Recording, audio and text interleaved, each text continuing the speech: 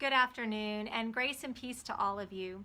My name is Teresa Wellborn, and I serve as District Superintendent in the Capital District. I apologize that I'm not able to be with you today, but I do give thanks to you for your presence and for your faithfulness being together today at this group called Charge Conference. I'm also grateful for my colleague, Reverend Laura Merrill, who has given time out of her schedule to be present with you and to preside in my absence. I know that all of you have been blessed by being present together today. As we begin, I want to share these words with you, these familiar words from 1 Corinthians chapter 13. Love is patient and love is kind. It isn't jealous, it doesn't brag, it isn't arrogant, it isn't rude, it doesn't seek its own advantage, it isn't irritable, it doesn't keep a record of complaints, it isn't happy with injustice, but it is happy with the truth. Love puts up with all things, trusts in all things, hopes in all things, endures everything. Love never fails. I wonder, as you hear these words, how do they instruct us? How do these words inform how we relate to one another in the church? How we relate to one another through the worldwide denomination that we know and love as the United Methodist Church? How do these words inform how we relate to our neighbors? To people that we say are in the mission field, people that are perhaps 5 to 10 miles from our church, but yet have no connection with our church. How do we love the people that God places in our life? The love that Paul wrote about is not some fluffy, warm, and fuzzy, light-hearted kind of love. It is a love that is a strong force. Bishop Michael Curry in the Episcopal Church preached a homily earlier this year at a well-known royal wedding, and he said these words. He preached, "We were made by the power of love, and our lives are meant to be lived in that love. That is why we are here. There is power in love. There is power in love to help and heal when nothing else can. There is power in love to lift up and liberate when nothing else will. There is power in love to show us the way to live." In other words, the power of love can transform the world.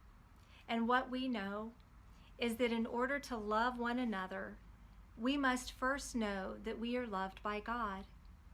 In order to love the world well, we must stay in love with God ourselves.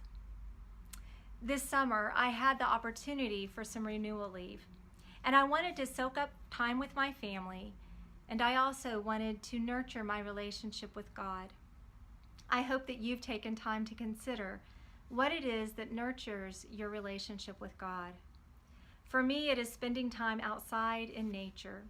That time renews my spirit, specifically hiking in the beauty of God's creation where there are no computers and no cell phones, only the sounds of birds singing and rushing streams and rustling of leaves.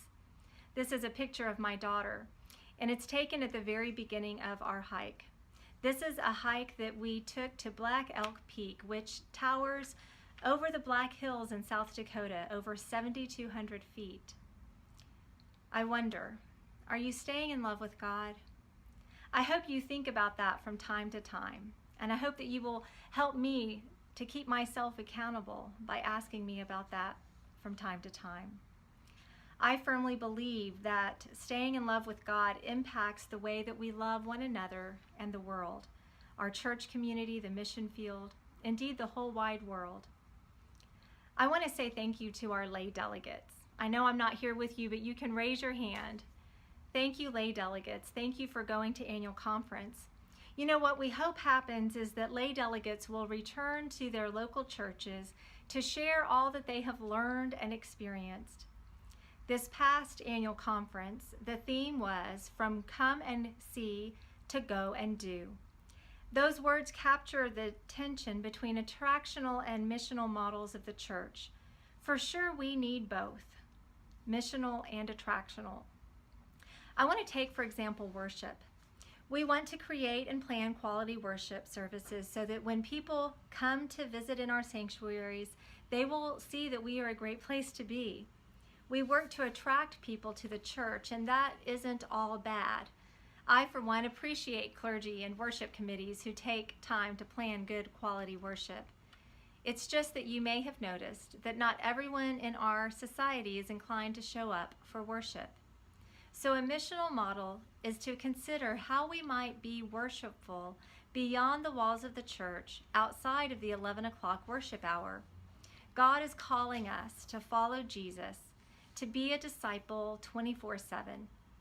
You know, it does damage the integrity of the gospel when I play nice in church with those I know, but then act like a jerk to the person bagging my groceries at the store.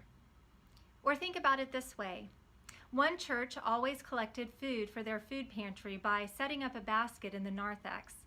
But one day, somebody had the idea of actually going to the grocery store with bags that had the name of the church on it along with the food pantry, and they would tell people at the store, "Our church is collecting food. Would you help fill up this grocery bag for our food pantry?" Not only did the church receive more donations, they also had some visitors who wanted to be a part of a church who cared about feeding the hungry. Bishop Schneese's latest book is a fresh look at the 5 practices for fruitful congregations. The earlier book was built on a more attractional model for being the church. This rethinking of the 5 practices takes a more missional approach. Rather than waiting for people to come and see us be the church, how will we go and do the work of Christ in the world? You know, when you read Bishop Schneese's book, you note many examples of churches leaning into a more missional understanding of what it means to be the church today. If you haven't already, I encourage you to take a look at the book. Maybe study it as a church council or as a Sunday school class. Celebrate what you are already doing, and then ask, what new thing is God calling you to do to connect with people in your mission field? When we experiment with such work, we learn that church is more about joining God in what God is already doing in the world, and less about asking God to join us in what we are doing. You know, it's really a great place to start, to ask the question, what is God doing in our community? What is God doing in our neighborhood? Most of the churches in the Capital District are within the metro area of Austin. If your church is not in the city of Austin, it is no doubt in a community that is affected by the growth in the city. Whether it's Dripping Springs to the south of us or Pflugerville to the north, many areas around Austin are affected by the growth in the city. This is a picture of the Austin skyline that was floating around social media earlier this fall. When you see this picture, I wonder what you think about. Some people have complained about the skyline and how it just doesn't look right anymore. It's too busy.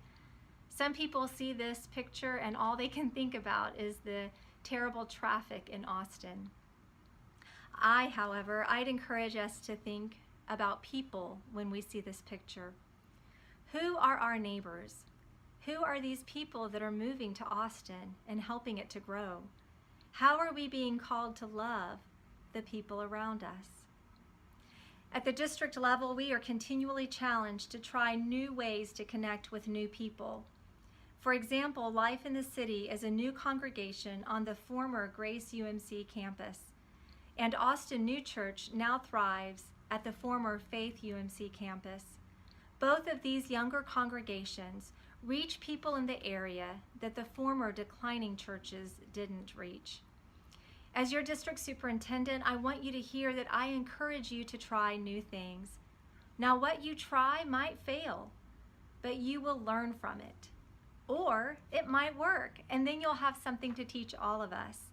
It is an exciting time to be the church today. It is a time rich with innovation and creativity. But we also know that it is a challenging time to be the church. You likely know by now that a special called session of General Conference is scheduled for this coming February in St. Louis. This special session is being called for the sole purpose of making decisions in response to the deep divisions in our denomination regarding human sexuality. No doubt those of you gathered here this afternoon have been following this news to varying degrees. The conference website, as well as the district website and our district newsletter, have several links to many different resources, including documents and videos that you can use in your church and leadership circles. I'm also working with our delegation to bring an information session to the district later this year and early in the new year. As your district superintendent, I want you to know that I have wrestled and I continue to wrestle with all that we are going through as a denomination.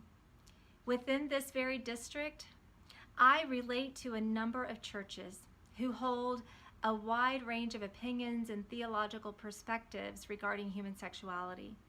I experience the work of the Holy Spirit among them all, and so it pains me to consider schism. As a lifelong United Methodist, I value the connection. I value being part of a global denomination. And further, I value being a part of a church where we celebrate Holy Communion with persons with whom we may not always agree. As John Wesley has said, though we cannot think alike, may we not love alike. So yes, on the one hand, the possibility of parting ways pains me. And yet at the same time, I, like many of you, have grown weary of decades-long debate and disagreement. And I wonder, I dream about what new energy might be released and directed towards mission and ministry if we were not consumed each General Conference with debating these topics. Above all, may you and I remember, may we remember that when we discuss matters of human sexuality, we are not simply talking about topics and issues.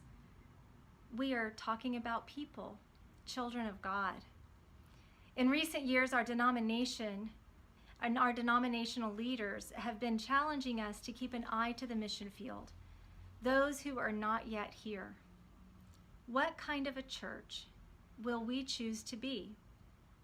In the midst of all of our wrestling and even in the midst of our divisions and debates, I know that God is still with us.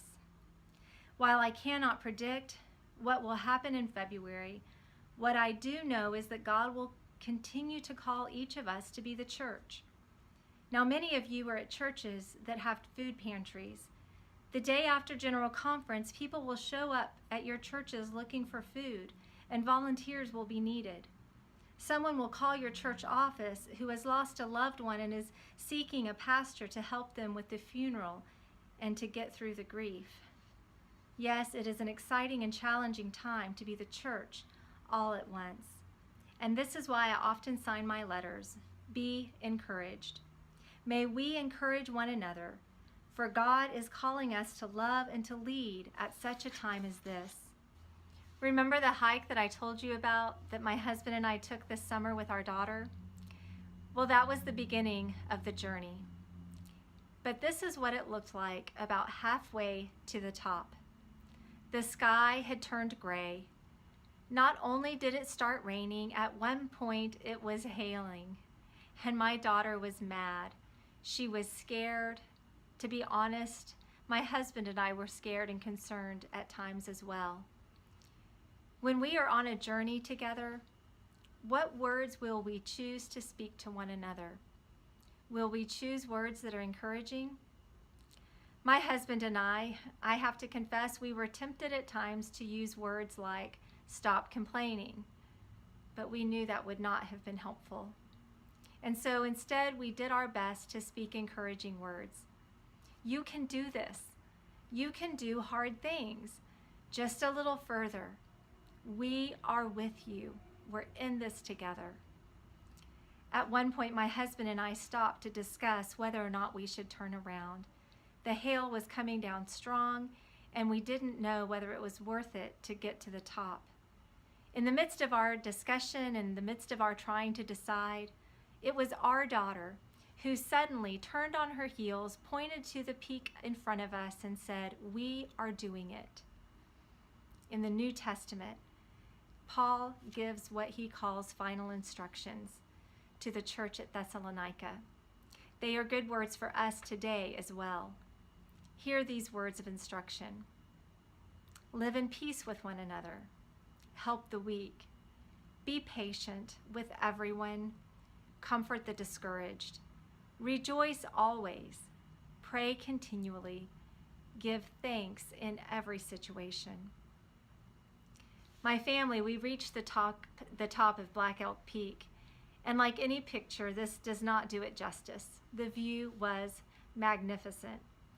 Black Elk was a Native American who reached the destination, which is now named after him. And as he reached the summit, he had a vision that the entire creation was caught up together in an enormous, all-encompassing circle. Whether you identify as a traditionalist or a progressive or somewhere in between, whether you identify yourself as a Republican or a Democrat or something else altogether, whether you prefer high church classical music or contemporary praise, we share in this ministry together. Whether active in the United Methodist Church or in another denomination, as Christians, we belong to one another. And whether committed to the church as a leader or as a de-churched or unchurched person in the mission field, we all share this beautiful, fragile world together. How will we love? How will we lead? How will we choose to be the church? As I consider the work of Christ in the world today, I am encouraged by you. I am encouraged by the ways that you are connecting with the communities of which you are a part to share the love of God and the good news of Jesus Christ. Earlier this fall, at a clergy meeting in the district, I asked those present to share a word that captured the hope that they had for the future of the United Methodist Church. And these were some of the words that your pastors sent in.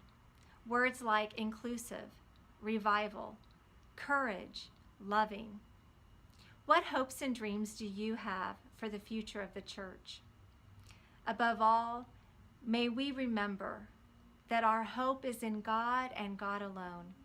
May we remember that the very best visions are caught up in the dreams that God has for the church and the world. Our work is to love, not just to talk about it, but to practice it. As it reads in 1 John chapter 4, the command we have from Christ is blunt. Loving God includes loving others.